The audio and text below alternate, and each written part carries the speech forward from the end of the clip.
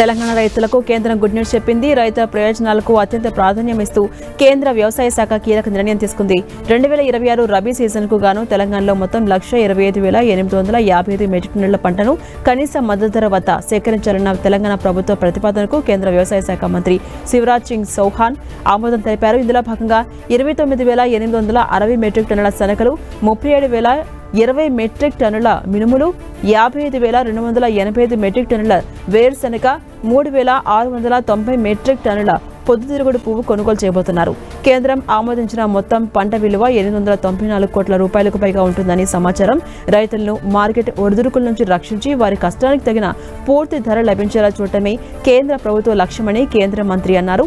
ఈ ఆమోదం వల్ల తెలంగాణ రైతులు పంటకు గిట్టుబాటు ధర లభించడమే కాకుండా పప్పు ధాన్యాలు, నూనె గింజల ఉత్పత్తికి కొత్త ఉత్తేజం లభిస్తుందని ఆయన పేర్కొన్నారు.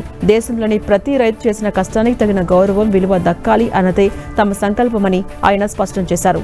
ఈ నిర్ణయం వల్ల తెలంగాణలో శనగలు, మినుములు, వేరుశనగ, పొద్దుతిరుగుడు పంటలను సాగు చేసే రైతులకు నేరుగా ప్రయోజనం చేకూరబోతుంది.